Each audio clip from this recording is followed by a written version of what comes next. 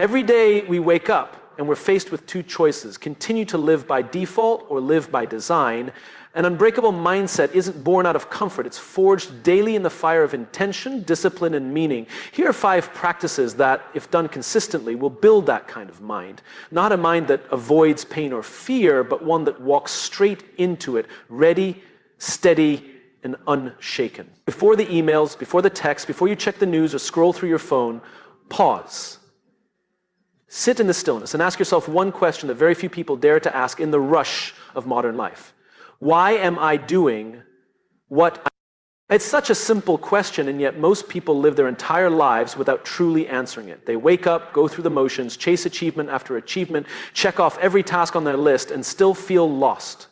That's because when we lead with tasks instead of purpose, we confuse movement with meaning. We end up busy but not fulfilled, active but not aligned. Starting your day with purpose means stepping back from the noise of what and reconnecting to the deeper why. It's the conscious decision to live by design rather than default. Because here's the hard truth. If you don't choose your direction, something or someone else will choose it for you. The to-do list will always be there. It will always demand your attention. There will always be calls to return, projects to finish, errands to run. But the to-do list doesn't know your values. It doesn't know your dreams. It only knows urgency. And urgency is rarely aligned with importance. Purpose, on the other hand, is not urgent. It whispers. It invites. It asks us to look deeper, to move from reaction to intention.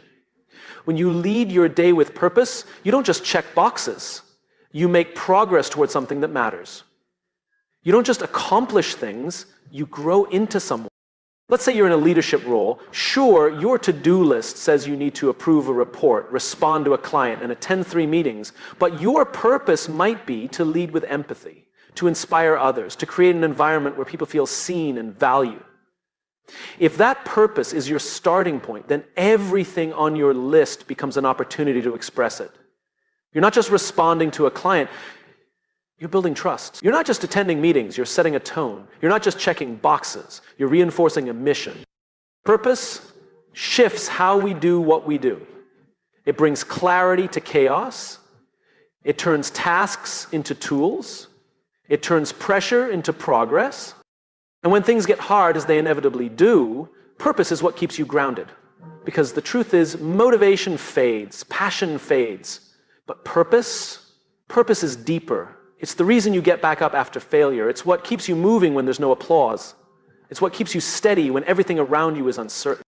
Now, that doesn't mean you ignore your task. It means you do them from a different place. You filter them through a lens of meaning. You ask yourself, does this move me closer to the life I want to live? Does this reflect the kind of person I want to become? If the answer is no, maybe it shouldn't be on your list in the first place. So tomorrow morning, when you wake up, don't reach for your phone. Don't dive straight into activity. Instead, take 5 quiet minutes. Close your eyes, breathe, and ask, why am I showing up today? What kind of impact do I want to make? Not just what do I want to finish. That small pause could change the entire trajectory of your day. Over time, it could change your life.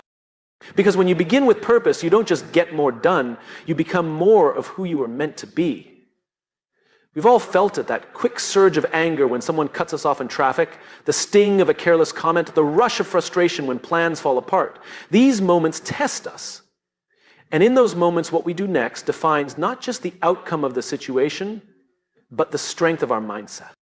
Emotional discipline isn't about pretending everything's fine. It's not about bottling things up or becoming numb. It's about learning how to respond rather than react. It's about developing the ability to pause in the space between stimulus and response and making a conscious choice rather than a conditioned one.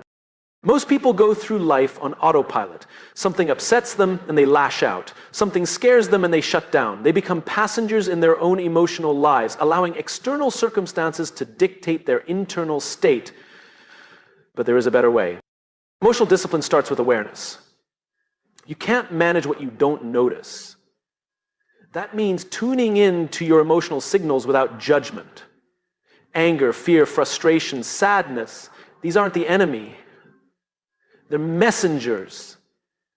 They're trying to tell you something.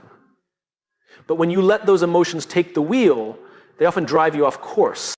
Take anger, for example. It's often a mask for hurt. When someone disrespects you, your immediate emotional response might be to defend or attack. But if you pause, if you take just a moment to breathe and ask yourself, what am I really feeling here? You might uncover something deeper. Maybe it's disappointment. Maybe it's a sense of not being valued. That moment of reflection is where discipline lives. And here's the thing. The stronger your vision, the more critical emotional discipline becomes. If you want to lead, to build, to create something meaningful, you will be tested. People will misunderstand you. Life will surprise you. Not everyone will support you. And in those moments, your ability to remain calm, composed, and clear-headed will determine whether you move forward or spiral. It's not about being passive. It's about being powerful in your calm. Emotionally disciplined people know when to speak and when to stay silent. They know when to hold their ground and when to walk away. They don't let temporary emotions ruin permanent relationships. They don't burn bridges just to feel powerful for a moment. Practicing emotional discipline doesn't require hours of meditation or years of therapy, though those can help. It begins in small choices. When someone annoys you, you choose to respond with curiosity instead of sarcasm. When you're disappointed, you give yourself permission to feel it without letting it poison your perspective. When you're stressed, you slow down instead of speeding up. Discipline means you no longer hand your peace of mind to the first person who pushes your buttons. You take ownership of your state. You lead yourself first. And only then are you qualified to lead others.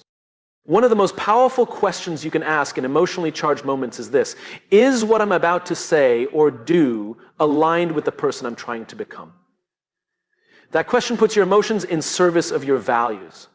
It reminds you that your reactions are not fixed, they're trainable. And every time you pause, breathe, and choose wisely, you're strengthening a muscle that very few people ever develop. You can't control what the world throws at you, but you can control how you hold it. You can meet chaos with clarity. You can meet insult with integrity. You can meet fear with courage. And when you do, something amazing happens. You stop being a victim of your circumstances. You become the author of your responses. You stop breaking under pressure and start building a mindset that doesn't just endure a challenge, but rises through it. We live in a world that constantly tells us to seek comfort, make things easier, avoid the hard stuff, don't take risks, don't feel pain. But the truth is, nothing worth having, nothing truly meaningful is ever built in comfort. Growth lives on the other side of discomfort. And the people who learn to embrace it on purpose are the ones who rise above the rest. Discomfort isn't the enemy, it's the signal that you're stepping beyond what's familiar. It's the feeling that tells you you're not coasting anymore, you're stretching. And when you stretch consistently, you grow stronger, wiser, and more resilient. Most people wait until life forces them into discomfort through loss, failure, or unexpected change. But there's another way. You can choose it. You can seek out small discomforts every single day, not because you enjoy pain, but because you understand its purpose. Waking up earlier than your body wants to, saying no to distractions, having the hard conversation, showing up when it's easier to stay home, trying something new even when you feel unsure. These aren't grand gestures. They're choices. And when you make them on purpose, they train your mind to stop fearing discomfort and start using it.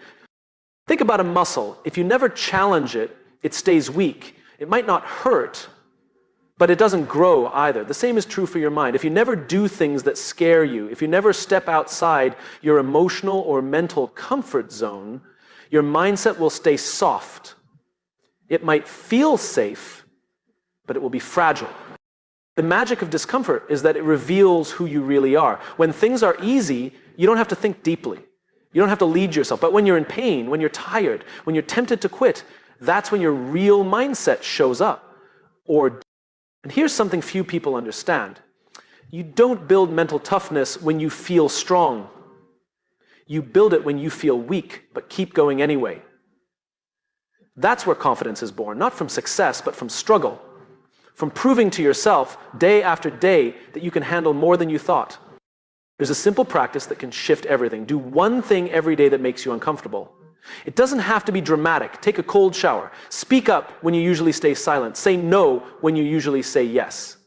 Push yourself just slightly further than feels normal. That's how you expand your threshold. That's how discomfort becomes your teacher, not your enemy. It's also important to remember that discomfort isn't always physical. Emotional discomfort, like rejection, embarrassment, or uncertainty, is just as powerful. And avoiding it keeps you stuck. But when you step into it, when you allow yourself to be vulnerable, when you act with courage even while afraid, that's when you become unbreakable. There is a quiet kind of power in choosing discomfort.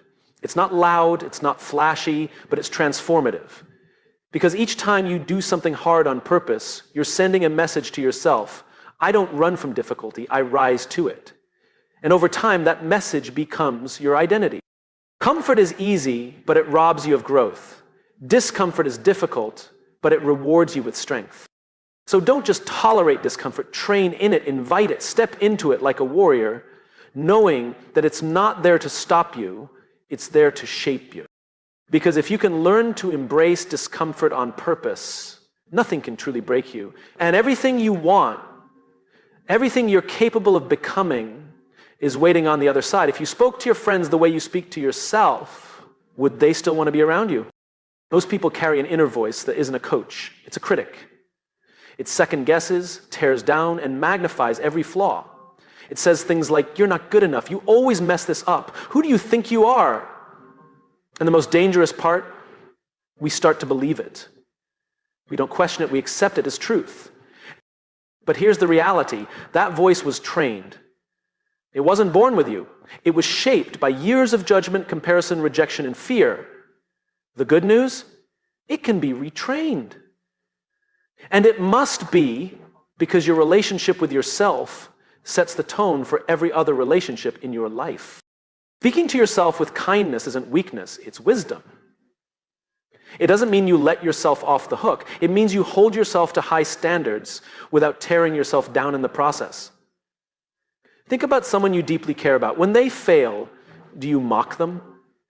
When they feel afraid, do you call them pathetic? Of course not. You encourage them, you support them, you remind them of their worth, even when they've forgotten it themselves. You deserve that same level of care. The words you say to yourself are not harmless. They shape your confidence, your belief, your resilience. They form the lens through which you see the world, and if your inner dialogue is toxic, then even success will feel empty. Because you'll always feel like you're not enough. Self-talk isn't just psychological, it's practical. When you face a challenge, your internal voice is either building you up or tearing you down. It's either saying, you've got this, or why even try? And over time, those voices add up. They form habits of thought. And those habits determine whether you show up with courage or shrink in fear. So how do you change it?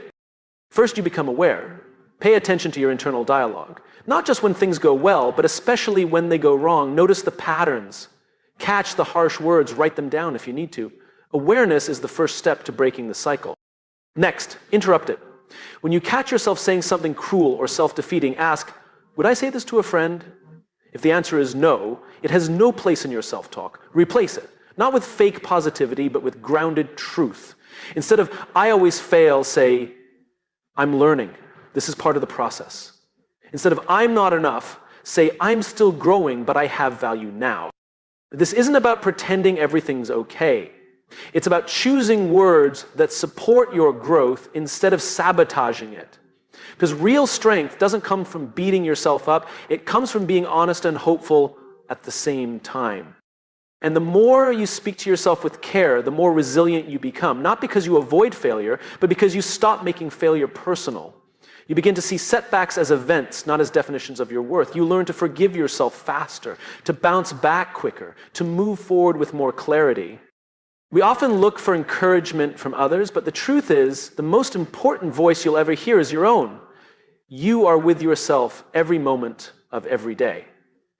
That voice matters. That voice leads. And it can either destroy your potential or unlock it. So choose to speak to yourself like someone you love, with kindness, with strength, with belief. Because when your inner voice becomes a source of encouragement instead of judgment, your entire mindset transforms, and so does your life. At the end of the day, most people lie in bed replaying everything they didn't do, the call they forgot to return, the task left unfinished, the moment they snapped at someone, the opportunity they didn't take, guilt creeps in quietly, whispering, "You should have done more." And we carry that weight into the next day, hoping to somehow make up for it, but never quite feeling caught up. This is how so many people live, exhausted, chasing a finish line that keeps moving, holding on to guilt like it's some kind of fuel. But guilt is a terrible motivator. It drains your energy, it narrows your focus. It keeps you stuck in the past, obsessed with what went wrong instead of grounded in what went right. Gratitude, on the other hand, changes everything. But gratitude doesn't ignore the things that didn't get done. It simply doesn't let those things define your day. It shifts your attention from what's missing to what's meaningful. It invites you to acknowledge progress, not just perfection.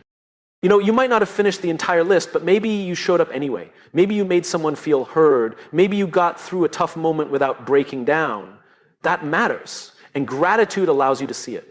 Ending your day with gratitude doesn't require a grand ritual. It can be as simple as writing down 3 things that went well: a small win, a kind word, a lesson learned. Over time, this daily practice rewires your brain to notice what's working instead of what's lacking. And that small shift creates a massive impact on your mindset. Guilt says, "You're behind." Gratitude says, "Look how far you've come." When you train yourself to end the day on a note of thankfulness, you start to rest better, think clearer, feel lighter. You wake up with a stronger mindset because you're not carrying yesterday's shame into today's possibilities. And this isn't just feel-good advice, it's strategic. A mindset built on guilt becomes reactive. You're always trying to prove something, always trying to earn your worth. But a mindset rooted in gratitude becomes intentional. You act from a place of fullness, not lack. You move from purpose, not pressure. Gratitude also creates emotional resilience. When life gets difficult, and it will, grateful people still feel the pain, but they're not consumed by it. They can find meaning in struggle. They can hold both joy and hardship in the same breath. That's not naive, that's strength. One of the most powerful things you can do is take a moment each night to ask yourself, what am I proud of today? Not what went perfectly, not what got finished. Just, what did I do today that mattered? Maybe you kept going when it would have been easier to quit. Maybe you supported someone else